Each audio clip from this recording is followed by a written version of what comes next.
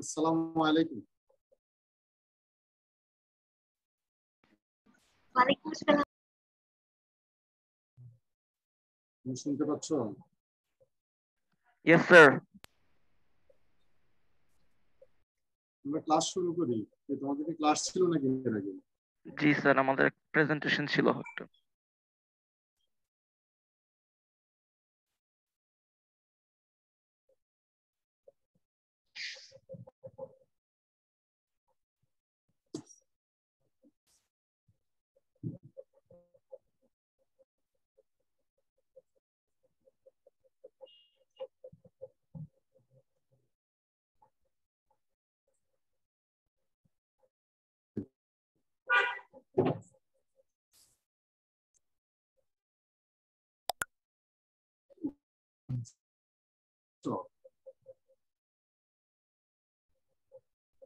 Sir আপনার কথা শোনা যাচ্ছে না।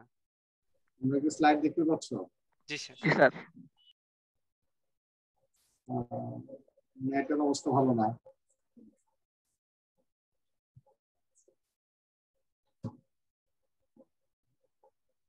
আমরা শুরু করি। 10 তো 12টা প্রায় 9 বেজে গেছে।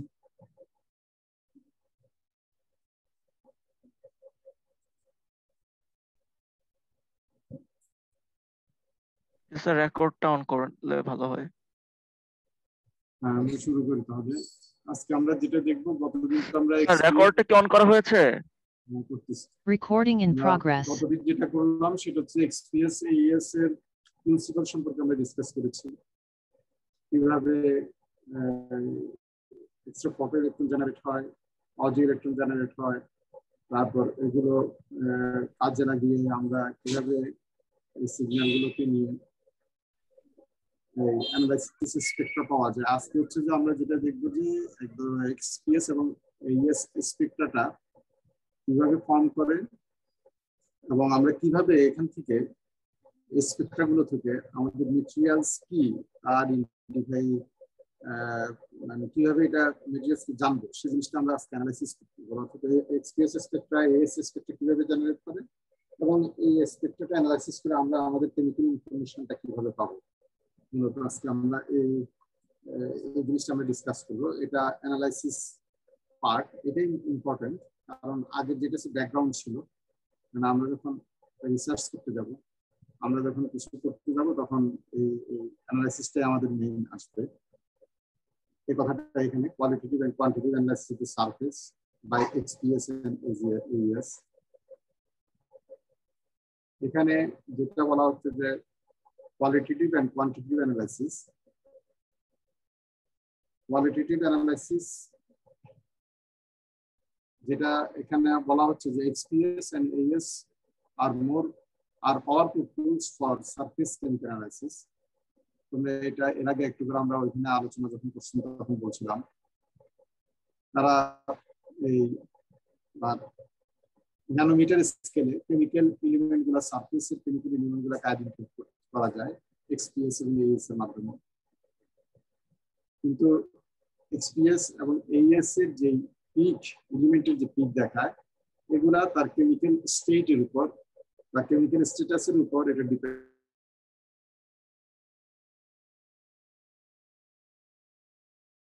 স্যার আপনাকে শুনতে পাচ্ছি না।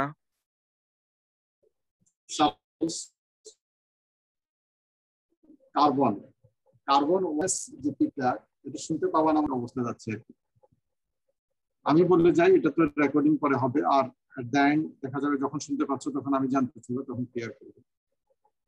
এখন যেটা বলা হচ্ছে যে আমি যেটা বলছিলাম যে এক্সপিএস এবং এইএস এর কোন একটা এলিমেন্টের পজিশনটা তার কেমিক্যাল স্টেটের উপর এটা সেন্সিটিভ অর্থাৎ ডিপেন্ড করে।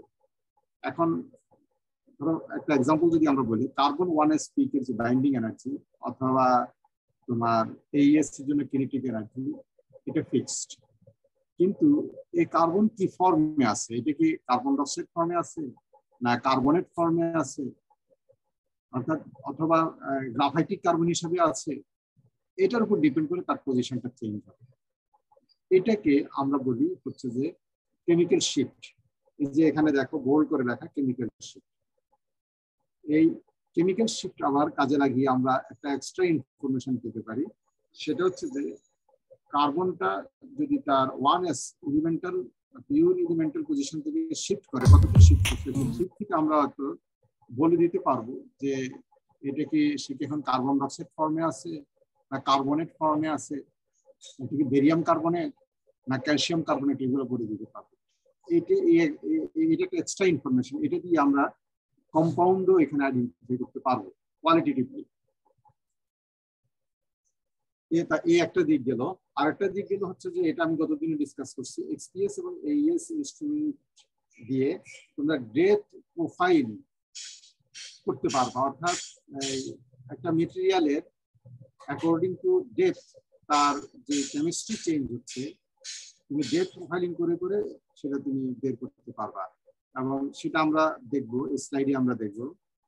এবং এই ডেথের সাথে সাথে কিভাবে এলিমেন্ট চেঞ্জ হচ্ছে না একই আছে সেই ইনফরমেশনটা তোমাকে দেবে।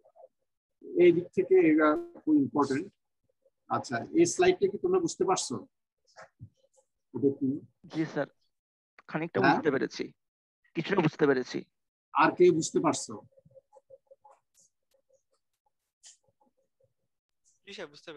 আর কে বুঝতে পারছো? বুঝতে পেরেছি তো। হ্যাঁ, শুনছি না স্যার। মানে স্যার এটা তো স্যার সোজা আর কি, মানে স্যার ইলেকট্রন এনার্জি কিভাবে। আর কে বুঝতে পারছো? আমি বুঝতে পারছি যে সেটা জিজ্ঞেস করতেছি। ও আচ্ছা স্যার, আমি আই গেস। আর অন্যরা কি বুঝতে পারোনি? স্যার আমিও তো মোটামুটি বুঝতেই পেরেছি। হ্যাঁ বুঝছি, তোমরা দুইজন ছাড়া আর অন্য কেউ কি বুঝতে পারো নাই? এটা দিয়ে কি মিন করছে? কথা নাই কেন? আর একটু এক্সপ্লেইন করলে ভালো হয়, বুঝতে পারতেছি না। বুঝো নাই? এই তো, আর অন্যরা কেউ বুঝো নাই। এটা হচ্ছে আমাদের মেইন জিনিস। আমরা বারবার বলছি না যে অজে ইলেকট্রনের যে কিনেটিক এনার্জি, এটা এলিমেন্টের জন্য অথবা কম্পাউন্ডের জন্য এটা একটা ক্যারেক্টারিস্টিক্স। ঠিক একইভাবে এক্সপিএস এর যেটা, সেটা একটা ক্যারেক্টারিস্টিক্স। এটা হচ্ছে যে মেইন চার্ট। এটা হচ্ছে আমরা যেরকম এক্সআরডিতে দেখেছি যে এলিমেন্ট থেকে বিভিন্ন ফেজের জন্য, কম্পাউন্ডের জন্য একটা ফিক্সড তার ডিস্পেসিং ফিক্সড প্লেন আছে, ডিফ্লেকশন প্লেন। এটার সাথে ম্যাচ করে গেলে আমরা বলি যে এই আমাদের স্যাম্পলটা হচ্ছে যে এই স্ট্যান্ডার্ড স্যাম্পলের সাথে ম্যাচ করছে, অতএব এটা এই স্যাম্পল। ঠিক একইভাবে তোমরা এখন সামনে যে স্লাইডটা দেখতে পাচ্ছ, এই স্লাইডটা হচ্ছে এই অজি ইলেকট্রনের ক্যারেক্টারিস্টিক্স। এই পাশে অ্যাটমিক নাম্বার দেওয়া আছে আর এখানে ইলেকট্রন এনার্জি দেওয়া আছে। এটা তাহলে সুমিত এক্সপ্লেইন করো, তারপর আমি বলবো যদি আরো ক্লিয়ার করার জন্য। এখানে ভার্টিক্যাল এক্স এ রয়েছে অ্যাটমিক নাম্বার আর হরাইজন্টাল এক্স এ আছে এনার্জি। আমরা একটু খেয়াল করে দেখি যে অ্যাটমিক নাম্বার সামান্য বাড়লেই কিন্তু কিন্তু কিন্তু করেসপন্ডিং অগার ইলেকট্রন এনার্জি অনেক বেড়ে যায়। এবং এটাও আমরা দেখতে পারি যে একটা নির্দিষ্ট অ্যাটমিক নাম্বারের জন্য MNN অগার ইলেকট্রনের চেয়ে LMM অগার ইলেকট্রন অনেক বেশি শক্তিশালী। আবার LMM অগার ইলেকট্রনের চেয়ে KLL অগার ইলেকট্রন আরো অনেক বেশি শক্তিশালী। আবার আমরা এটাও একটু ঘুরিয়ে বলতে পারি যে সেম এনার্জির জন্য KLL ইলেকট্রন গুলো বের হবে লোয়ার অ্যাটমিক নাম্বার থেকে, LMM অগার ইলেকট্রন গুলো বের হবে মোটামুটি মিডিয়াম অ্যাটমিক নাম্বার থেকে, MNN ইলেকট্রন গুলো বের হবে তার চেয়েও বেশি অ্যাটমিক নাম্বার থেকে। তার এবার আমরা ডান দিকের ছবিতে চলে যাই। এখানে ক্রোমিয়াম, ম্যাঙ্গানিজ এবং আয়রনের কিছু পিক দেখানো হচ্ছে। আমরা মোটামুটি এই পিকের একদম বাম দিকে দেখতে পাচ্ছি 36, 40, 47 এই কাইনেটিক এনার্জিতে একটা পিক পাওয়া যাচ্ছে এবং এটা মোটামুটি ডিস্টিংক্ট, মোটামুটি কাছাকাছি। কিন্তু এরপর আমরা দেখতে পাচ্ছি যে ক্রোমিয়াম, ম্যাঙ্গানিজ, আয়রনের মোটামুটি সামান্য এনার্জি রেঞ্জেই, সাপোজ কত 450 থেকে 482 থেকে 571 এর মধ্যে 4টা পিক দেখা গেছে ক্রোমিয়ামের, ম্যাঙ্গানিজেরও এরকম 3টা, আয়রনের এমন 3টা। 4টা বললে ভুল হবে, 3টাই হচ্ছে শার্প পিক। এই 3টা শার্প পিকের প্রবাবলি সোর্স একই। এটা ডি ইলেকট্রনের জন্য হতে পারে বা অন্য কোনো বন্ডিং এনভায়রনমেন্টের জন্য হতে পারে। এটাকে বলা হচ্ছে যে অগার স্পেক্ট্রাল ট্রিপলেট পিক। এবং এই ট্রিপলেট পিক গুলো দেখতে হচ্ছে chromium, manganese, iron. Atomic number যত আস্তে আস্তে বাড়ছে, এই ট্রিপলেট পিক গুলো এনার্জিও কিন্তু আস্তে আস্তে বাড়ছে। এই বাম দিকের ছবির কনসেপ্টেই এটা। যে অ্যাটমিক তোমরা কি নাম্বার বুঝতে বাড়লে তার পারছো? একটু একটু বাড়তে থাকে এনার্জি। তোমরা কি বুঝতে পারছো? আমি আর একটু সংক্ষেপে বলি, যেটা এই একটা চার্ট, এই চার্টটা জেনারেট হচ্ছে মেটেরিয়ালস ক্যারেক্টার। তুমি যদি এখান থেকে শুরু করো, এই যে হাইড্রোজেন, এইভাবে করে এলিমেন্ট দিয়ে আস্তে আস্তে এখানে প্রত্যেকটা দাগ লাইন 5 নাম্বার, এগুলো এলিমেন্ট নাম্বার। এগুলো আসলে কিন্তু এখানে অ্যাটমিক নাম্বার মানে কি, এখানে হচ্ছে যে একটা এলিমেন্ট বোঝাচ্ছে এখানে, বুঝতে পারছো? এলিমেন্ট। তারপর তোমরা যদি দেখো, এটা হচ্ছে যে KLL সিরিজের জন্য, অর্থাৎ KLL মানে কি তোমরা আগে বুঝেছো যে কে শেল থেকে একটা ইলেকট্রন বের হয়ে গেলে এল শেল থেকে, মানে তার আপার শেল থেকে একটা ইলেকট্রন কে শেলে আসবে, আসার ফলে যে ফোটো এনার্জি রিলিজ হবে তার ইনফ্লুয়েন্সে আউটার শেল থেকে একটা ইলেকট্রন বের হয়ে যাবে। এই পুরো লাইনটা যেটা গেল, যে এটা হচ্ছে যে KLL শেলের জন্য। LMM শেল মানে কি, এটা দিয়ে বোঝা যাচ্ছে যে এল শেল, তখন তুমি এই ইলেকট্রন বিম দিলে তখন এল শেল থেকে ইলেকট্রন বের হয়ে গেল, এম তার আপার শেল থেকে এল শেলে আসলো, হ্যাঁ, এবং সেখানে যে ফোটন রিলিজ করলো, এই ফোটনের এনার্জি অ্যাবজর্ব করে আর তার আউটার শেল থেকে একটা ইলেকট্রন বের হয়ে গেলে, এটা অজি ইলেকট্রন আমরা বলতেছি। এগুলো হচ্ছে যে LMM শেল। এটা MNM শেল।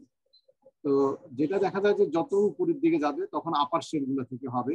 আর তোমরা এখানে যে ট্রিপলেট যেটা দেখাচ্ছে, ট্রিপলেট যেটা দেখা যাচ্ছে 3টে পিক, এটা কেন দেখা যাচ্ছে এখানে দেখো, KLL 3টে পয়েন্ট, বিশেষ করে 10-এর নিচে, যে 10-এর উপরে যেগুলো, এগুলাতে তখন এগুলা শো করবে। এই 3টে পিক তুমি পাবা এখানে। এই যে অনেক সময় 4টাও পাওয়া যায়, এই যে এখানে দেখো 4টা পাওয়া যাচ্ছে, হায়ার অ্যাটমিক নাম্বার যদি হয় এরকম করে। এরকম এটা হচ্ছে একটা এলিমেন্টের জন্য, আয়রনের জন্য, এটা হচ্ছে যে ম্যাঙ্গানিজের জন্য, এটা হচ্ছে ক্রোমিয়াম, এটা ক্যারেক্টারিস্টিক্স। এখন তুমি সাপোজ আয়রনের তুমি ইয়ে করছো, এই অজে করলা, করার পর তখন যে অজের পিক গুলো আসবে এরকম আসবে আসলে, এবং এই নাম্বারের সাথে মিলে যাবে, মিলে গেলে তখন তুমি এটা বলবে যে এটা আয়রন। কথা কি বুঝছো?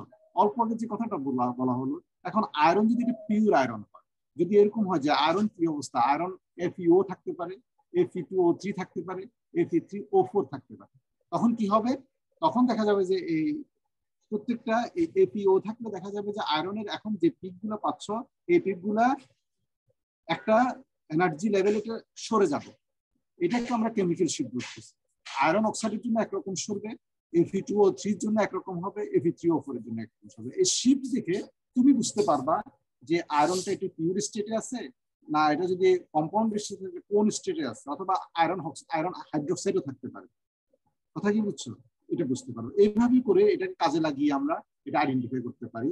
তবে এগুলোর জন্য খুব স্কিলনেস প্রয়োজন হয়, আদারওয়াইজ এটাকে তুমি এটা পারবা না। তোমার মনে হবে যে তোমার কাছে মনে হবে এটা অনেক এক্সপিরিয়েন্স, স্কিলনেস লাগবে যে এই জিনিসটা বের করতে, বিশেষ করে কম্পাউন্ড গুলা বের করার জন্য কেমিক্যাল শিফট থেকে।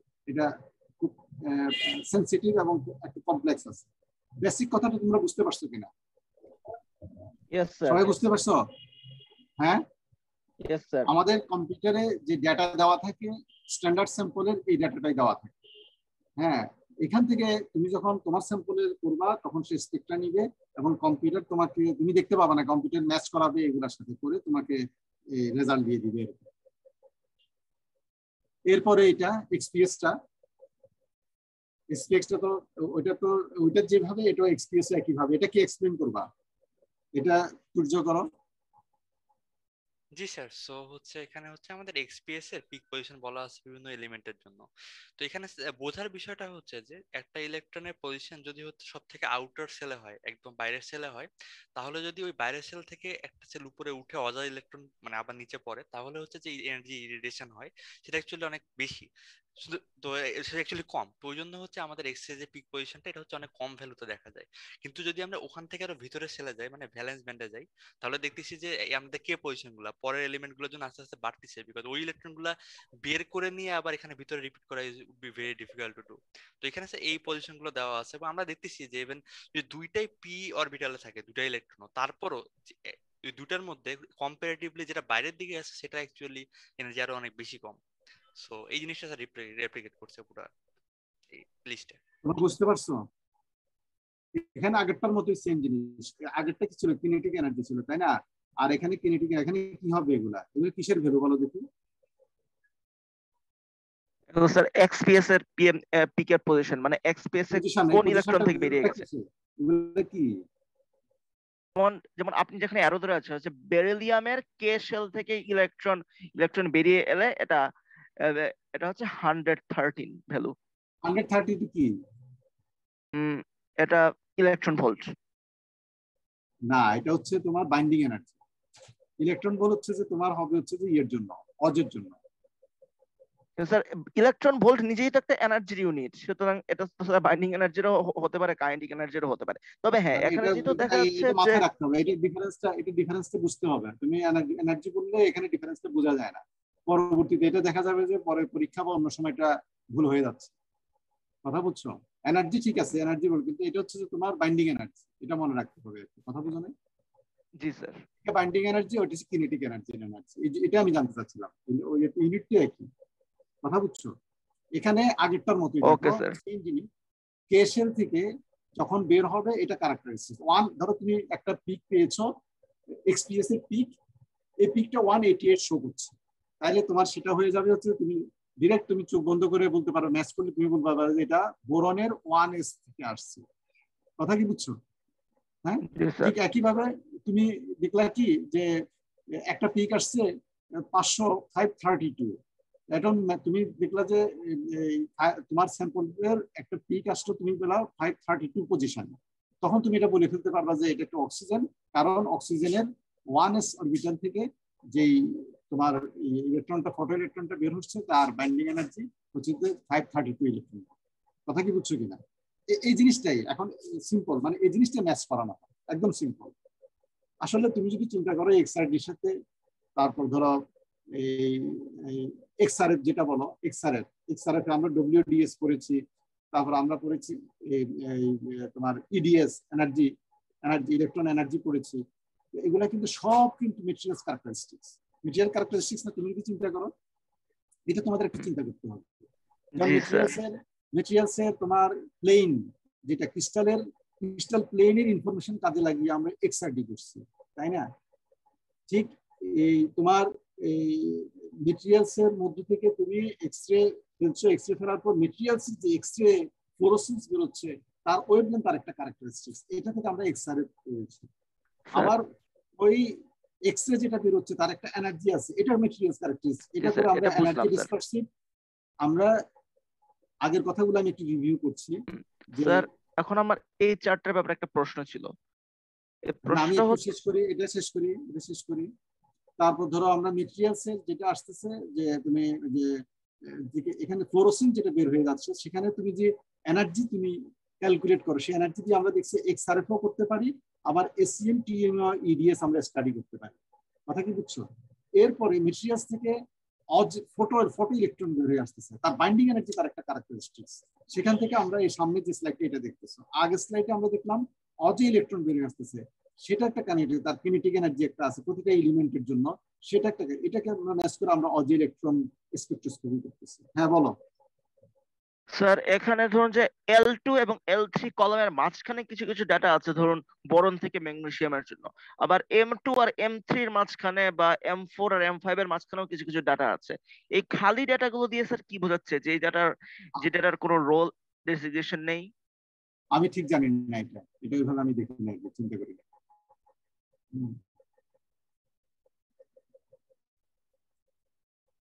তাহলে আমরা নেক্সট স্লাইডে যাই। এখন হচ্ছে যে আমাদের আসল জিনিস, তোমাদের বেসিক জিনিসটা জানানো হলো, পিক আইডেন্টিফিকেশন। এটা কে বলবা? আবরার আছে? না স্যার, আবরার নাই আর কি, না আবরার নাই আজকে। আর কে বলবে এটা? স্যার আমি বলি, রোল 1। রোল 1 তুমি বলবা? দেখি না, তোমরা দুজন ছাড়া আর কে বলতে পারে? রোল 2 আছে? আসি স্যার। তুমি বলো। পারবো না স্যার, এটা বলো নাই? না স্যার। রোল 3?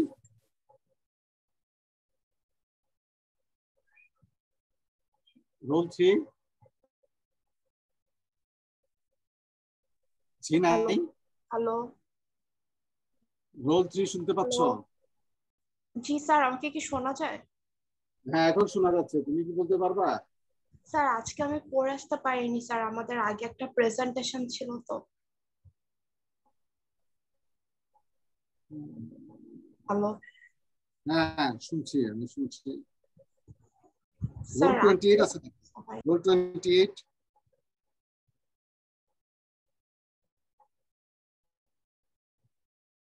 সূর্য রোল 28 আছে?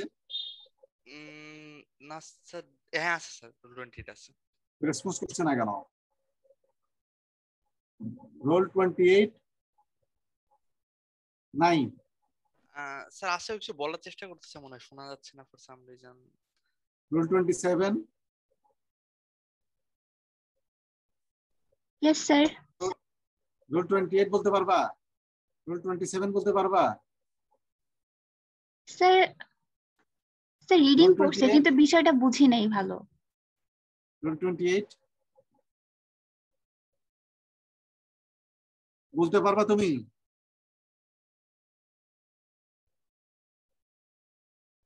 সুমিত বলো। আমি নিজেও পড়েছিলাম কিন্তু এর ব্যাপারে কনফিউশনের ব্যাপারে পড়ে ঠিক আছে। এখন হচ্ছে সুমিত বলো, একটু জোরে বলো, শোনা যাচ্ছে না। ওকে, এখন এখন কি আমার কথা কথা শুনতে পাচ্ছেন স্যার? হ্যালো, হ্যাঁ হ্যাঁ এখন শুনতে পাচ্ছি, এখন শুনতে পাচ্ছি, বলো।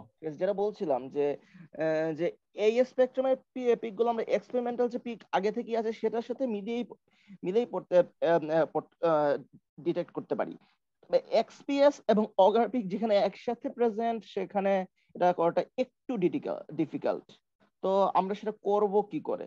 তো যে যুক্তিটা ব্যবহার করা সেটা হচ্ছে এরকম যে যে দুটো আলাদা এক্সের সোর্স ব্যবহার করে অগার পিকের যে শিফট হয় সেটা সেটা ডিটেক্ট করা যাবে, কিন্তু ফটো ইলেকট্রনের ক্ষেত্রে শিফট হবে না। যেমন এখানে যে উদাহরণটা দেওয়া হচ্ছে যে যদি ম্যাগনেসিয়াম কে আলফা 1253.6 ভোল্ট থেকে থেকে আমরা আমরা রেডিয়েশন মানে এক্স রেডিয়েশন থেকে 233 ইলেকট্রন ভোল্ট বাড়িয়ে অ্যালুমিনিয়াম কে আলফায় নিয়ে আসি 1486.6 ইলেকট্রন ভোল্ট, তবে অগার পিকটা নিজেও 233 ইলেকট্রন ভোল্ট সরে যাবে। অ্যাকচুয়ালি ফটো ইলেকট্রন কেন সরবে না সেটার ব্যাপারে আমার নিজেরও কনফিউশন আছে, তবে ঠিক আছে ওটা পরে বলছি। কিন্তু এরপর বলা হচ্ছে এক্সপিএস স্পেকট্রামের পিকের পজিশন স্পেকট্রোমিটারের কন্ডিশন স্যাম্পল সারফেস দুটোর উপরেই নির্ভর করবে। তাই এক্সপিএস পিক আইডেন্টিফিকেশনের আগে বাইন্ডিং এনার্জি ক্যালিব্রেশনটা খুবই জরুরি। আর যেগুলো ইলেকট্রিক্যাল কন্ডাক্টিভিটি খারাপ তাদের ক্ষেত্রে এটা আরো বেশি জরুরি। তবে একটা সুবিধা আছে যে ক্যালিব্রেশন করা যাবে এমন কিছু ইন্টারনাল স্ট্রেন্থ দিয়ে যা এই পিকটা মোটামুটি ডানে বামে তেমন সরে না বললেই চলে। যেমন হতে পারে যে এলিমেন্টাল সিলিকন যেটা এলিমেন্ট আকারে থাকে, কোনো কেমিক্যাল বাইন্ডিং আর সেটা করতে পারে। আরেকটা খুবই কমন ব্যাপার হচ্ছে যে কার্বনের 1s peak 285 electron volt. Carbon তো অর্গানিক জিনিসপত্র সকল সারফেস জায়গায় অ্যাবজর্ব করে থাকে, যে টেস্ট করতে হয় যদি পায়োলাইসিস হয় তবে তো সেই কার্বন তো লেগেই থাকবে। এই কার্বনের 1s পিকটা 285 ইলেকট্রন ভোল্ট জানা আছে, এটাকে ক্যালিব্রেট করে আমরা এক্সপিএস ক্যালিব্রেশনটা করতে পারি। তোমরা কি বুঝতে পারছো? এখন বলতে পারবা রোল 3?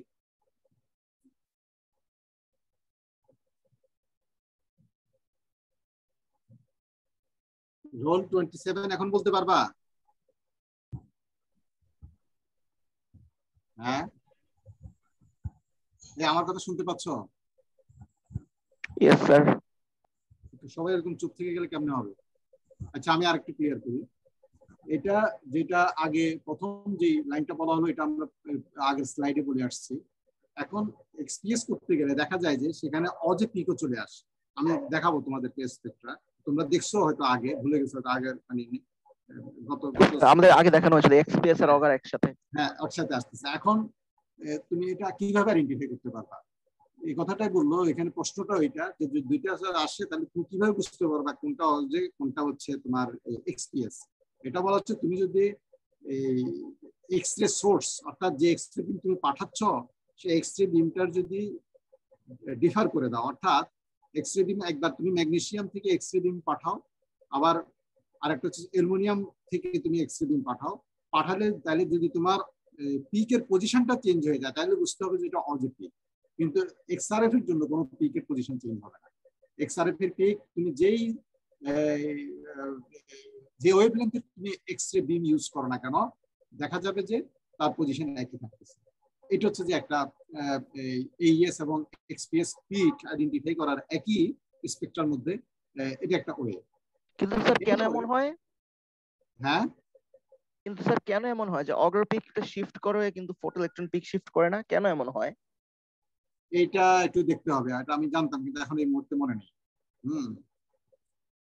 এটা পরে দেখে আমি তোমাদেরকে কালকে নেক্সট ক্লাসে বলতে পারি। হ্যাঁ, এটা কারণ এটা জানা ছিল, আমি এই মুহূর্তে খেয়াল করতে পারছি না। হ্যাঁ, এটা একটা কারণ আছে, আমাদের টেক্সট বইও বলা আছে, আমাদেরকে যে বই দেওয়া আছে না সে বইতেও বলা আছে।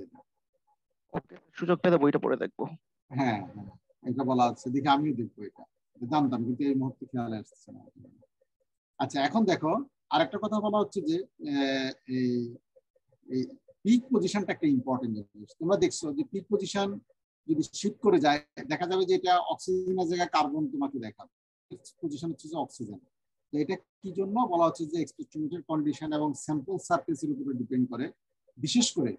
বিশেষ করে তোমার যদি ইলেকট্রিক্যালি পুওর কন্ডাক্টিভ সারফেস হয়, অর্থাৎ ইনসুলেটিং মেটেরিয়াল হয় অথবা পুওর ইলেকট্রিক্যাল কন্ডাক্টিভ মেটেরিয়াল হয়, তখন দেখা যায় যে তোমার এই এক্সপিএস পিক গুলা যে পজিশনে আসার কথা সেই পজিশনে আসে না। হ্যাঁ, সেই ক্ষেত্রে তোমার কি করতে হবে, তখন বাইন্ডিং এনার্জি কি বলে এটাকে তোমার ক্যালিব্রেট করে নিতে হবে। ক্যালিব্রেশনটা ইম্পর্টেন্ট। এক্সপিএস করার পরে স্পেক্ট্রা, এই জন্য বলছিলাম যে এখানে এক্সপিএস এইএস যে স্পেক্ট্রা এটা নর্মালি খুব স্কিল পার্সন না হলে এটা করতে পারে না। এটা তারা জানে, আমরা একটা দুইটা ট্রেনিং নিয়ে আমরা এটা করতে পারবো না। এইসব মেশিন অপারেট করার জন্য দেখা যায় যে একজন ভালো স্কিল বলতে পিএইচডি ওয়ালা ডক্টরেট লোককে রাখানো হয়, যে পিএইচডি তার একটা জব হিসেবে। হ্যাঁ, এখানে সে এটা নিয়ে ডিল করে। তো সে এখন কি করে, দেখা গেল যে তোমার ওখানে স্যাম্পলে যদি সিলিকন থেকে থাকে তাহলে সিলিকনের স্ট্যান্ডার্ড পিকটা কি, হ্যাঁ এই জিনিসটা জানা থাকে। খেয়াল করো, তুমি স্পেকট্রা পেয়েছো, কথার কথায় সিলিকনটা সাপোজ সিলিকনের পজিশন 287-তে, এখন এখানে দেখা যাচ্ছে যে 290-তে দেখা যাচ্ছে। তখন পুরো স্পেকট্রাটাকে টেনে, ওই যে সিলিকনের পিকটা যখন টেনে তোমার 287-তে নিয়ে আসবে, পুরা স্পেকট্রাটা 3 এই ইলেকট্রন ভোল্ট শিফট করে যাবে, তখন তার ক্যালিব্রেশনটা হয়ে গেল। কথা কি বুঝছো কিনা? আর যদি দেখে যে না এটা অত শিফট যদি না হয়ে থাকে তখন দেখা যাবে সিলিকনের পজিশনটা সিলিকনই থাকবে, অর্থাৎ 287-তে থাকবে। এখানে দেখো, তবে বেশিরভাগ ক্ষেত্রে যেটা করা হয় যে কার্বন দিয়ে এটা করা হয়ে থাকে। কার্বনের বিশেষ করে 1sp285, হ্যাঁ এই কিছু কার্বন যদি তোমার সারফেসে খুব থিন একটা লেয়ার সারফেসে কার্বন দিয়ে দেওয়া হয়, মানে একটা কোটিং দিয়ে দেওয়া হয় সামান্য তোমার মেটেরিয়ালসের মধ্যে। তোমার মেটেরিয়ালসে কার্বন নাই কিন্তু কার্বনের একটা কোটিং আছে, কিন্তু কার্বনের কোটিং থাকার পরে তোমার মেটেরিয়ালসের পিক আসবে, একটা কার্বনেরও পিক আসবে। এই কার্বনের পিক খেয়াল করো যদি 285-এ আসছে কিনা। যদি 285-এ যদি না আসে তখন এই কার্বনের পিকটা আগে যেভাবে বলছি, ধরো এটা 290-তে আসে, তখন 290 থেকে এই কার্বনের পিকটাকে 285-এ নিয়ে আসা মানে হচ্ছে যে পুরা ইয়াটা তোমার শিফট করে যাবে 8 ইলেকট্রন ভোল্ট। এইভাবে এটা ক্যালিব্রেট করা হয়, ক্যালিব্রেট তারপর ফার্দার অ্যানালাইসিস, তখন তোমার পিক পজিশনটা ঠিক হয়ে আসবে। এইভাবে করে এখানে এই ক্যালিব্রেশনটা ইম্পর্টেন্ট, ক্যালিব্রেশনটা করা হয়। এই কেমিক্যাল শিফট একটা কথা বলছিলাম, কেমিক্যাল শিফট সম্পর্কে কি বুঝছো সুমিত? হ্যাঁ, আমার কথা শুনতে পাচ্ছ? আপনার কথা আটকে আটকে আসছে। হ্যাঁ, কেমিক্যাল শিফট আমি বলে ফেলি, ওই যে আগে বলছিলাম একটু করে যে কার্বন। খেয়াল করো, তুমি যদি এই ডান পাশের ছবিটা দেখো, এক কার্বনের দেখো, এক কার্বনের জন্য তুমি কতগুলা রেঞ্জ পাচ্ছ। এই দেখো 2, এটা ধরো 281 ইলেকট্রন ভোল্ট থেকে তুমি প্রায় 293 বা 94 ইলেকট্রন ভোল্ট পর্যন্ত তুমি এই কার্বনের পিক পাবা, কার্বন 1s এর পিক পাবা। 1s binding energy. খেয়াল করো, কথা কি বুঝছো কিনা? কার্বন 1s এর পিক, এই যে কার্বন 1s এর পিক থাকার কথা ছিল 287-85-এ যদি এটা পিওর কার্বন হয়। হ্যাঁ, কিন্তু দেখো তার বামেও সরে গেছে, 281-এ আসছে, ডানেও তোমার আসছে। এটা কি কারণে আসলো? আমি এর আগে বলছিলাম, বলো দেখি, শুরুতে বলছিলাম কেমিক্যাল শিফট, তার কেমিক্যাল এনভায়রনমেন্টের এফেক্ট। কেমিক্যাল এনভায়রনমেন্ট, অর্থাৎ এই কার্বনটা পিওর কার্বন না। দেখো এই পিওর কার্বন হলে সে 85 এই রেঞ্জটা দেখাচ্ছে, এখানে থাকবে 285-এ, কিন্তু যদি কার্বনটা কার্বাইড, সাপোজ সিলিকন কার্বাইড হিসেবে আছে, ক্যালসিয়াম কার্বাইড হিসেবে আছে, আয়রন কার্বাইড হিসেবে, তখন তুমি পিকটা পাবা হচ্ছে যে এই জায়গায়। আর কার্বন যদি তোমার নাইট্রোজেনের সাথে কোনো কম্পাউন্ড ফর্ম করে তাহলে তুমি এই রেঞ্জে পাবা। কার্বন যদি সালফারের সাথে কোনো কম্পাউন্ড ফর্ম করে এটা, কার্বন যদি অক্সিজেনের সাথে করে অ্যালকোহল, ইথার, কার্বক্সিল, কার্বনেট, তখন এইভাবে এই রেঞ্জগুলোর ভিতর পাবা। কার্বন যদি ক্লোরিনের সাথে কোনো কম্পাউন্ড ফর্ম করে তুমি এই রেঞ্জে পাবা। তাহলে কি দাঁড়ালো যে এখন তুমি এই যে কেমিক্যাল শিফট, এই কেমিক্যাল শিফট দিয়ে শুধু কার্বন না, কার্বন কি ফর্মে আছে সেটা তুমি বের করতে পারবা, এবং ওই ফর্মটা তোমার স্যাম্পলের মধ্যে আছে, ওই কম্পাউন্ডটা। কথাটা কি বোঝা গেল? বুঝছো কিনা? হ্যাঁ, ধরো তুমি কার্বনের তুমি পজিশনটা এখানে পেয়েছো কত, 292। তুমি দেখলে যে 292 হচ্ছে যে CF2, তাহলে তুমি এটা নির্দ্বিধা বলে ফেলতে পারতেছো যে আমার এখানে স্যাম্পলে CF2 আছে, কিন্তু তোমাকে শো করছে কিন্তু সে C1sp। কথাটা কি বুঝছো? এইভাবে করে আমরা XPS এবং AES থেকে আমরা কি করতে পারি, তোমার এই কি বলে এই কেমিক্যাল স্টেটটা বুঝতে পারি, আমরা কি ফর্ম আছে সেটা আমরা বুঝতে পারি কোয়ালিটেটিভলি। এখানে এই ছবিতে এই জিনিসটা দেখাচ্ছে, যেমন অক্সিজেন 1s এর position state to state very করে যাচ্ছে। হ্যাঁ, তার মানে কি ফর্মে আছে, ফর্মের ভিন্নতার জন্য। হ্যাঁ, এখানে 1s, আর অক্সিজেনের এখানে বি হচ্ছে যে অ্যালুমিনিয়াম। আচ্ছা, এখানে সেটা ভিন্ন জিনিস। এখানে বলতেছি কার্বন 1s পিক, এটা হচ্ছে যে কার্বন, এটা হচ্ছে যে কার্বন 1s পিক, আর বিটা হচ্ছে যে তোমার অক্সিজেন 1s পিক। এগুলো কিভাবে সরে যাচ্ছে এই জিনিসটা দেখাচ্ছে। জাস্ট এই কথাটাই এখানে একটু রিপ্রেজেন্ট করার চেষ্টা করছি। আমি পরের রাতে চলে যাই। তাহলে কেমিক্যাল শিফট যেটা হচ্ছে, তুমি ক্যালিব্রেশনের পরে এই শিফটটা তোমাকে একটা এক্সট্রা ইনফরমেশন দিচ্ছে, যে এলিমেন্টটা শো করছে সেটা কি ফর্মে আছে, এই জিনিসটা তুমি জেনে যাচ্ছ।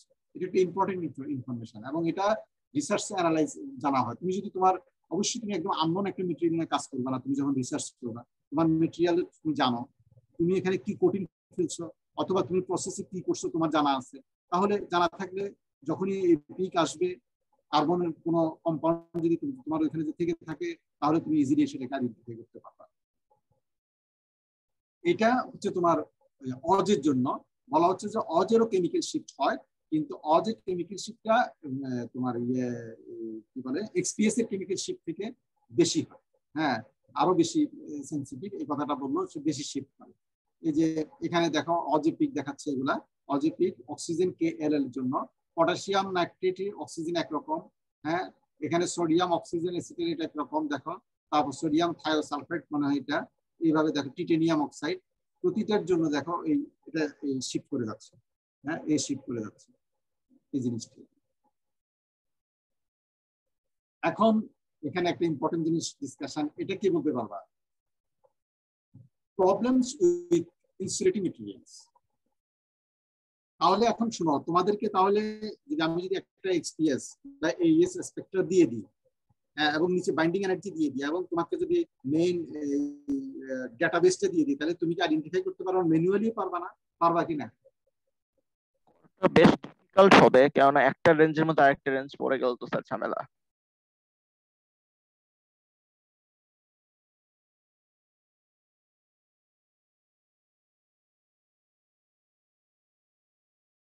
হ্যালো স্যার, শুনতে পাচ্ছেন? হ্যাঁ,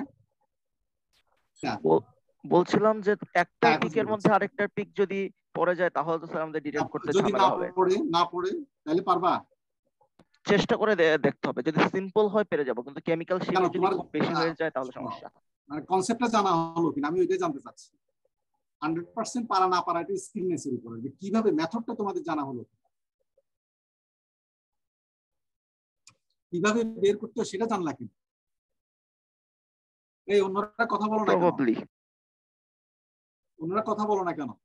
এটা তো আমরা তো এখানে একটা দুটা ক্লাস করে এখানে অ্যানালাইসিস একটু করে তো এটা আসলে পুরোপুরি 100% পারবা না, কিন্তু কিভাবে করতে হয় আমরা তো এই জিনিসটাই এই কোর্সে শেখার উদ্দেশ্য। তুমি কিভাবে করতে এটা জানলা, কি রেজাল্ট আসবে সেটার জন্য তোমার স্কিলনেস প্র্যাকটিস তোমাকে সময় দিতে হবে। প্রতিটাই তোমার এক্সআইডি কিভাবে করতে তোমার জানা আছে, কিন্তু এক্সআইডি করতে গেলে তোমাকে সময় দিতে হবে পুরোপুরি অ্যাকুরেটলি তোমার কোড জান এটাকে অ্যানালাইসিস করতে গেলে। আমাদের মূল অবজেক্টিভ হচ্ছে যে এটা ওইগুলা বলে দাও, আমরা ওইগুলা জানাবো, কি মেটেরিয়াল, আমি কি ইনফরমেশন চাচ্ছি, কি টুল ইউজ করতে চাচ্ছি, কি ওই টুলের আউটপুটটা কিভাবে অ্যানালাইসিস করতে হবে, অ্যানালাইসিস করে আমি রেজাল্টটা পেতে পারি। কথা কি বুঝছো? আমি তো আগেই বললাম যে এক্সপিএস, এইএস এগুলোর জন্য একজন ধরো পিএইচডি হোল্ডার এটাকে অপারেট করে, অ্যানালাইসিস করে, তাহলে কি সে কি এমনি করে? একজন পিএইচডি হোল্ডার তাকে তো একজন ডক্টরেট লোক, স্কিল লোক, তাকে তো আর এমনি রাখা, তার তো হাই স্যালারি, কি জন্য রাখা হয়? কিন্তু আমরা তো এখন মেথডটা বুঝলাম, মেথডটা জানলাম, এটাই ছিল আমাদের অবজেক্টিভ এই কোর্সে। এটা কি বলতে পারবা? এটা স্যার আমি চেষ্টা করি, রোল 1। আর কেউ পারবে না? এই শোনো, তোমরা আর অন্যরা কথা বলতেছো না কেন? যে পর্যন্ত বলা হলো বুঝছো কিনা? কি ব্যাপার, কোনো রেসপন্স নেই? ওরা কি নাই ক্লাসে? জি স্যার, বুঝতে পেরেছি। কথা বলো না কেন তোমরা? আর অন্যরা কই? রোল 25 বুঝতে পারছো? Yes sir. নাই, ডেস্কে একজনও নাই তাহলে। আছি স্যার। থাকলে কথা বলো না কেন? রোল 27, 29 তোমরা আছো ক্লাসে? রোল 29 আছো?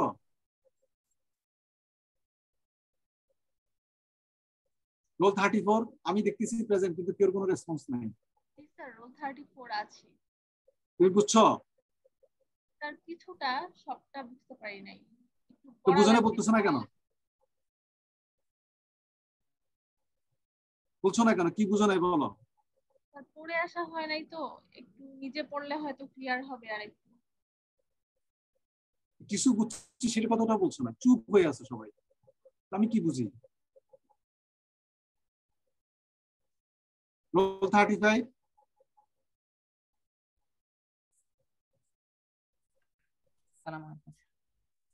হ্যাঁ জি স্যার, আসছি আমি। কিছু বোঝা যাচ্ছে না কথা। হ্যালো স্যার, শোনা যাচ্ছে? শোনা যাচ্ছে না আমার কথা? স্যার ওই আমাদের এখানে ঝড় হয়েছিল তো, কথা কেটে কেটে আসতেছে, নেটের প্রবলেম করতেছে। যাই হোক, এখন তোমরা না বুঝলে একজনের সাথে তোমরা বুঝার চেষ্টা করবা। আমি তো বারবার জিজ্ঞেস করতেছি, তোমাদের কোনো রেসপন্স, সব চুপ করে বসে আছে। আমি আগাবো কিভাবে? এদিকে কোর্স শেষ করা দরকার। বুঝো না বুঝে রেসপন্স করতে হবে। আমরা আগাই। সূর্য এটা বলতে পারবা? জি স্যার পারবো। সো স্যার এখানে একটা প্রবলেমের কথা বলা আছে যে এক্সপিএস এর ক্ষেত্রে যদি কোনো একটা ইনসুলেটিং ম্যাটেরিয়াল ইউজ করা হয় তাহলে হচ্ছে আমরা স্ট্যান্ডার্ড হ্যান্ডবুকের সাথে ভালো মতো মিলে না। তো এখানে ব্যাপারটা হচ্ছে যে এখানে প্রতিটা ম্যাটেরিয়াল একটা স্পেসিফিক মেটাল ওয়ার্ক ফাংশন আছে। এই ফাংশনটা হচ্ছে তার একটা ক্যারেক্টারিস্টিক ডিফাইন করে। আচ্ছা, তো ক্যারেক্টারিস্টিক ডিফাইন করে, যেমন হচ্ছে আমি বলি সিলভারের জন্য 4.5, গোল্ডের জন্য 5.1, সেলেনিটের জন্য 5.9। তো প্রতিটা ডিফারেন্ট ম্যাটেরিয়াল এরকম ক্যারেক্টারিস্টিক মেটাল ওয়ার্ক ফাংশন আছে, যেটা দিয়ে আমরা আসলে স্পেকট্রোমিটারে ওই ইকুয়েশনটা অবটেইন করে আমি খুব প্রপার একটা ভ্যালু পেতে পারি। তো ইনসুলেটিং ম্যাটেরিয়ালের জন্য এই মেটাল ওয়ার্ক ফাংশনটা আসলে ঠিক স্পেসিফিক না, এটা হচ্ছে সারফেস প্রপার্টির উপর ডিপেন্ড করে। এখন এই কথাটার মিনিং হচ্ছে যে আমি ধরলাম যে একটা কটন, ওকে, তো কটন হচ্ছে ইনসুলেটিং ম্যাটেরিয়াল, এর মধ্যে বিকজ অনেক এয়ার বাবল আছে। তো এখন কটন একটা খুব heavy roll cotton, normal roll cotton, প্রতিটা সারফেসে একই রকম স্ট্রেন্থ থাকবে না, ডিফারেন্ট সারফেসে পটেনশিয়াল ডিফারেন্ট হবে। এই জন্য কটন বললেই আমি একটা ডেফিনেট ইনসুলেটিং প্রপার্টি বলতে পারি না, এই জন্য এটা মেটাল ওয়ার্ক ফাংশন বের করা খুব কঠিন। তো এই জিনিসটার জন্য আসলে এটা কোনো স্ট্যান্ডার্ড ডিফাইন করা যায় না। লেটস জাস্ট সে যে এক্সপিএস এ আমি একটা কটন দিলাম, কটন নিয়ে আমি বললাম যে আচ্ছা এটার পিক এখানে এখানে দিছে, কিন্তু ওই কটনটাই যদি আরেকটু কম্প্যাক্ট হতো তাহলে ওটার পিক ডিফারেন্ট জায়গায় দিত, কারণ ওটা মেটাল ওয়ার্ক ফাংশন ডিফারেন্ট। তো এই জন্য হইতেছে আমার মানে ইনসুলেটিং ম্যাটেরিয়ালটা করা খুবই কঠিন। আর আরেকটা জিনিস হইতেছে যে যদি আমি একটা মানে মানে স্যাম্পলের সারফেস যদি একটা মানে লো এনার্জি ইলেকট্রন দিয়ে মানে গান দিয়ে ফ্লাডেড হয় তাহলে হইতেছে মানে চার্জ লস অনেক বেশি হবে, কারণ হচ্ছে এনার্জি ইলেকট্রন এনার্জি অনেক যদি কম হয় তাহলে তো মানে চার্জ লসের কারণে সারফেস থেকে ওইটা মানে মেইনটেইন করতে পারবে না। তো এই জন্য হচ্ছে আমাদের এই সমস্যাগুলো হবে আর কি ইনসুলেটিং ম্যাটেরিয়ালে। এখানে আমি যেটুকু সংক্ষেপে যেটা বলা হয় তোমাদের মানে স্লাইডে যেটা বলা হচ্ছে, যদি আচ্ছা এক্সপিএসসি কি হয় বলো দেখি। এক্সপিএসসি করলে একটা স্যাম্পল থেকে কি হয়, ইলেকট্রন বের হয়ে, হট ইলেকট্রন বের হয়ে আসছে না, এক্সরে পড়ছে, তাই না? কথা বলো, রেসপন্স করো। Yes sir. মানে এক্সরে পড়ছে, হট ইলেকট্রন বের হয়ে আসছে, তাই না? তাহলে হট ইলেকট্রন যখন বের হয়ে আসছে তাহলে সেখানে ইলেকট্রন শর্ট হচ্ছে কিনা? Of course sir. তাহলে শর্ট হলে সারফেসটা কি চার্জিং এফেক্ট হচ্ছে কিনা? জি জি স্যার স্যার। পজিটিভ হয়ে যাচ্ছে। এই চার্জিং এফেক্ট হলে তাহলে দেখা যায় যে একটা লম্বা সময় পরে একটা চার্জিং এফেক্ট হলে তুমি যেই পিক পাওয়ার কথা সেই পিকটা তুমি পাবা না, কারণ এটা ইলেকট্রিক্যালি নিউট্রাল নাই, চার্জিং এফেক্ট হচ্ছে। এটা আমরা আগেও দেখছি, এসিএম এর ক্ষেত্রে দেখছি, ইডিএস এর ক্ষেত্রে চার্জিং এফেক্ট হওয়া যাবে না, চার্জিং এফেক্ট ইমেজও ভালো আসে না, তারপর ইডিএক্স অ্যানালাইসিস হয় না। তখন আমরা বলছি যে এখানে ওইটাকে একটা কন্ডাক্টিভ কোটিং দিয়ে স্ক্যানিং ইলেকট্রন মাইক্রোস্কোপি দেখছি যে আমরা তখন এটাকে সরিয়ে দিয়েছি। কিন্তু তুমি এক্সপিএস এর ক্ষেত্রে এখানে কি করবা? এখানে যেটা করবা সেটা হচ্ছে যে যেই ইলেকট্রনটা তোমার চলে যাচ্ছে এটাকে ইলেকট্রিক্যালি নিউট্রাল করতে হবে, তোমার ইলেকট্রন গান দিয়ে ওই ইলেকট্রন ওই সারফেসে সাপ্লাই দিতে হবে। এটাকে ফ্লাড গান বলা হয়, ইলেকট্রন ফ্লাড গান। যখন ফ্লাড গান থাকবে না, এটা চার্জিং হয়ে যাবে, তখন দেখো স্পেক্ট্রাটা এরকম অবস্থা দিবে। এখন ফ্লাড গান অন করলা, তখন দেখো এই পিকগুলো চলে আসবে। তার মানে এটা ইলেকট্রিক্যালি যখনই নিউট্রাল হয়ে গেল সারফেসটা, তখনই তোমার যে ফটো ইলেকট্রনের যে এনার্জি শো করছে এটা তার নর্মাল এনার্জি শো করছে। কিন্তু এখানে যেটা বলতেছে যে এটা ইনসাফিসিয়েন্ট ছিল, তো এই জন্য এটাকে অপটিমাইজ করলো। এই অপটিমাইজ করতে যে তখন দেখা গেল যে এটা তখন ভালোভাবে আসলো। এইটা স্লাইড দিয়ে এটা বলছে। তার মানে এটা তোমার খেয়াল করতে হবে যে এক্সপিএস করতে গেলে ইলেকট্রন শর্টেজ হবে, শর্টেজ ইলেকট্রো পজিটিভ সারফেস তৈরি হয়ে যাবে। অর্থাৎ এখানে ল্যাক অফ এই ইলেকট্রন তোমার সিগন্যাল দিবে না, অর্থাৎ যে ফটো ইলেকট্রনটা আসবে সে তার এনার্জিটা শো করতে পারবে না। হ্যাঁ, তো ফটো ইলেকট্রনটা ওইভাবে আসবে না তখন, বা পজিশনটা সে ওইভাবে দেখাবে না। যখন তুমি এটাকে ইলেকট্রিক্যালি নিউট্রাল করবা তখন এই পিকগুলো চলে আসবে। এরপরে অজে ইলেকট্রনিক কি হয় স্যার, ফ্ল্যাট গান অফ থাকলে এই স্টেয়ার শেপ গুলো আসে কেন? যে স্মুথ স্টেয়ার গুলো যে আছে ফ্ল্যাট গান অফ থাকলেও এই স্টেয়ার গুলো আসে কেন? আর এখানে 120 ইলেকট্রন ভোল্ট শিফট মানে ফ্ল্যাট গান অফের ক্ষেত্রে এটা স্পেশাল করে দেখানো হয়েছে যে কেন? এখানে কি এই যে তুমি বলতেছো এগুলা কেন আসে? জি স্যার, এই স্টেয়ারের মতো আসবে, এখানে তো আসবে কিছু, তো তোমার পিক আসবে যে তার নাম্বার কম আসবে, ইলেকট্রন ফোটন কম আসবে এবং তার এনার্জিটা চেঞ্জ হয়ে যাবে। অর্থাৎ সে যে এনার্জি তার বাইন্ডিং এনার্জি শো করবে না, সে তার পজিশনটা চেঞ্জ করবে এবং নাম্বার অফ ইলেকট্রন কম, ফটো ইলেকট্রন কম আসবে। যদি এটা পজিশনটা কি শুধুমাত্র লোয়ার বাইন্ডিং এনার্জি দিয়ে শিফট করতে পারে নাকি হায়ারও শিফট করতে পারে? এখন স্যার লোয়ার বাইন্ডিং আমার ঠিক জানা নাই, এটা ওই এক্সপার্ট যারা আছে তারা বলতে পারবে। আমরা মূল জিনিসটা এটাই, এখান থেকে লেসন যেটা এটুকু বুঝতে পেরেছি, কথা বুঝছো? আচ্ছা, এখন দেখো এইএস, এখন এইএস এর ক্ষেত্রে কি হবে? এইএস এর ক্ষেত্রে কি সারফেস, কে বলতে পারো যে সারফেসটা কি ইলেকট্রিক্যালি পজিটিভ হবে না নেগেটিভ হবে? নেগেটিভ হওয়ার চান্সই বেশি। হ্যাঁ, আচ্ছা, নেগেটিভ হবে ডেফিনেটলি। আচ্ছা, আমরা বলছি কি, আমরা কোন ধরনের মেটেরিয়ালের জন্য এখানে ডিসকাস করতেছি? এটা হচ্ছে ইনসুলেটিং, অর্থাৎ লেস কন্ডাক্টিভ মেটেরিয়াল। যদি কন্ডাক্টিভ মেটেরিয়াল হয় তাহলে কিন্তু প্রবলেম না, এক্সপিএস এর জন্য সমস্যা না, অজের জন্য সমস্যা না। যেসব মেটেরিয়াল তোমার ইনসুলেটিং মেটেরিয়াল হয়, অর্থাৎ লেস কন্ডাক্টিভ হবে, ইলেকট্রিক্যাল কন্ডাক্টিভ, সেই স্যাম্পল গুলোর জন্য এই প্রবলেম। এখন আমার প্রশ্ন হলো যে অজে ইলেকট্রনে যে তোমার যেটা হচ্ছে সেটা হচ্ছে যে এটা কি আমার সারফেসটা কি ইলেকট্রিক্যালি নেগেটিভ হবে না পজিটিভ হবে? নেগেটিভ হওয়ার চান্সই অনেক বেশি। কি হওয়ার চান্স হবে? কি হবে? হ্যাঁ, নেগেটিভ হবে স্যার। কেন নেগেটিভ হবে? কারণ স্যার এখানে ইলেকট্রনটাকে রিমুভ করা আরো হার্ডার হবে।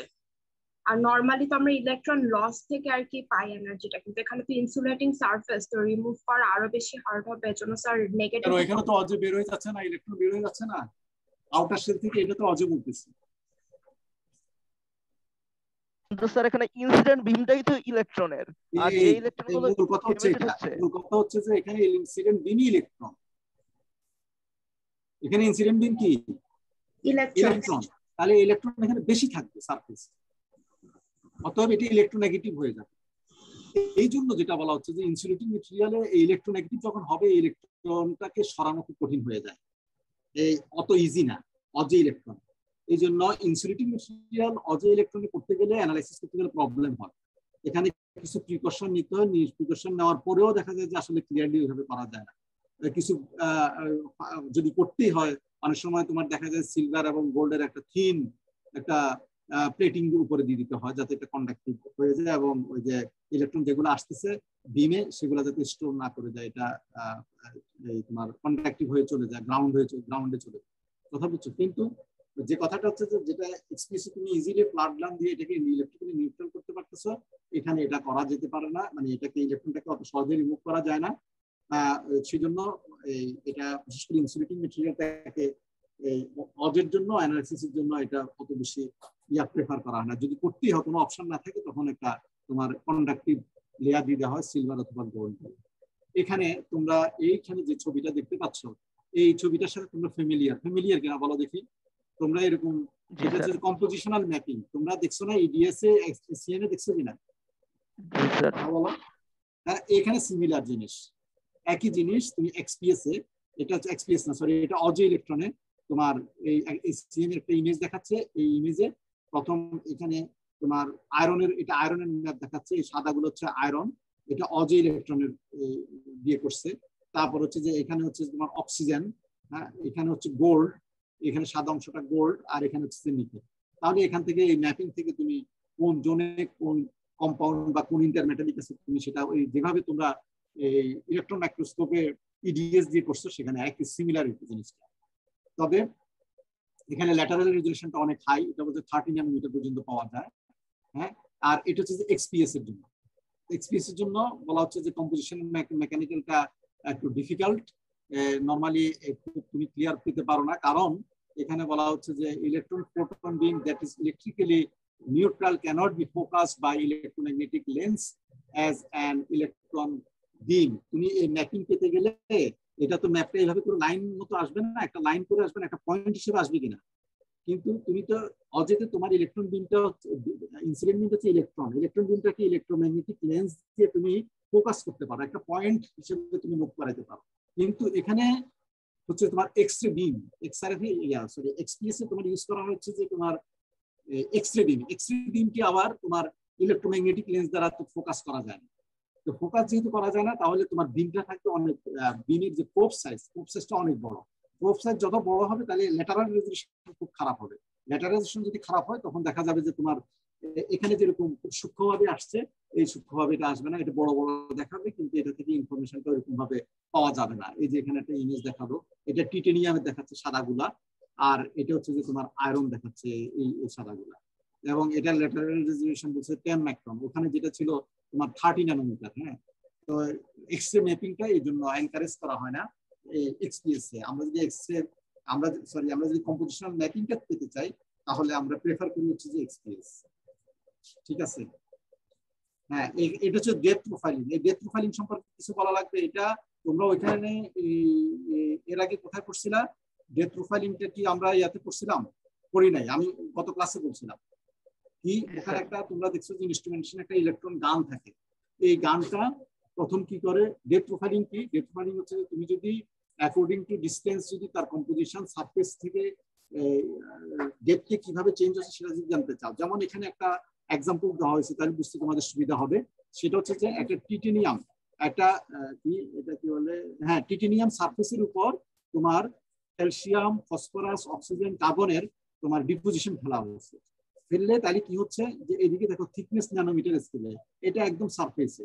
এই সারফেসের পর থেকে এবার শুরু হচ্ছে দেখো যতই এখানে একটা রিডিং নেওয়া হয়েছে, তারপর আয়ন মিলিং দিয়ে এই লেয়ারটা উঠে ফেলা হয়েছে, এত ন্যানোমিটার ডেপথে গেছে, আবার আরেকটা রিডিং নেওয়া হয়েছে, তারপর আরেকটা আবার আয়ন গান দিয়ে এটাকে রিমুভ করা হয়েছে, রিমুভ করে আরেকটা রিডিং নেওয়া হয়েছে, এইভাবে রিডিং নিয়ে এই পর্যন্ত আসে, যা 2 ন্যানোমিটার থিকনেস পর্যন্ত আসা হয়েছে। তাহলে এখান থেকে কি দাঁড়ালো দেখো যে এই আপ টু 75-80 পর্যন্ত তোমার কোনো টিটেনিয়াম নাই, তার মানে এটা হচ্ছে কোটিং। এই কোটিং এর মধ্যে দেখো সবচেয়ে বেশি যেটা দেখা যাচ্ছে এটা কোনটা? এটা হচ্ছে অক্সিজেন। এটা অক্সিজেন না? অক্সিজেন। তারপর দেখো এটা হচ্ছে যে ক্যালসিয়াম। হ্যাঁ এরপরে দেখো এটা হচ্ছে টিটেনিয়াম, না টিটেনিয়াম তো এটা, তারপরে এটা ফসফরাস। এভাবে করে তাহলে তুমি এটার একটা ধারণা পেতে পারো যে রিলেটিভলি কোনটা কত বেশি আছে কম আছে, এবং ইভেন কি এখান থেকে তুমি থিকনেস সম্পর্কে, কোটিং এর থিকনেস সম্পর্কে তুমি ধারণা পেতে পারো যে এটা এই কোটিংটার থিকনেস তুমি বলতে পারো যে প্রায় 100 ন্যানোমিটার। বুঝতে পারছো? এটা কিন্তু এই ডেপথ প্রোফাইলিং করে এক্সপিএস এবং এইএস থেকে জানা যায়। কথা বুঝছো? Yes sir. সবাই বুঝছো? সহজ তো এটা। তাহলে আমরা এখান থেকে এক্সরে ম্যাপিং পেতে পারি, তারপর হচ্ছে আমরা ইয়ে পেতে পারি, গেট ফাইলিং পেতে পারি। আর এগুলা ছাড়া তোমার সারফেসে কেমিক্যাল স্টেট জানতে পারি, কেমিক্যাল মানে সারফেস কেমিস্ট্রিটা জানতে পারি, অর্থাৎ সারফেসের মধ্যে যে কেমিক্যাল কিংবা প্রোটিন খুললে প্রোটিন বা যে কোনো স্যাম্পলের সারফেসে কি আছে, কি এলিমেন্ট আছে, কি কম্পাউন্ড আছে, আমরা এটা জানতে পারি। বুঝা গেল? আজকে তাহলে আমরা এখানে শেষ করি এবং এক্সপিএস এইএস আমাদের এখানে শেষ হবে।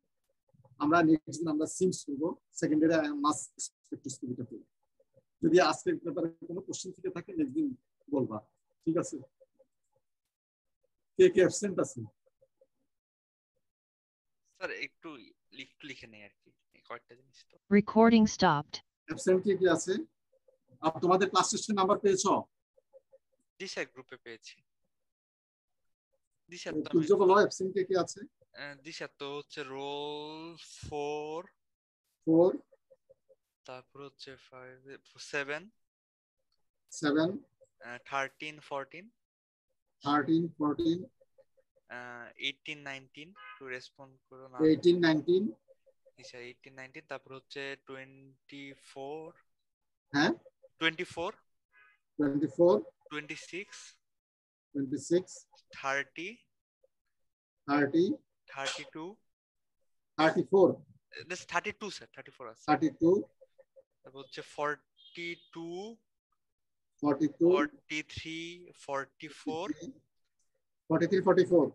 44 44 আচ্ছা 44 আছে 43 জি স্যার 43 তারপর হচ্ছে 48 আর হচ্ছে 50 48 এই আর স্যার 50 জি স্যার 50 ওল্ড বেস থেকে স্যার 13 বেস থেকে রোল 20 আছে স্যার 59 50% 50 জি স্যার কত 13 বেসের রোল 20 স্যার 13 বেসের রোল 20 প্রেজেন্ট 13 বেসের 29 13 বেসের 29 আচ্ছা এর রোল 50 কি অ্যাবসেন্ট না প্রেজেন্ট? স্যার অ্যাবসেন্ট ঠিক আছে, সবাই ভালো থাকো, পরশুদিন দেখা হবে। আসসালামু আলাইকুম।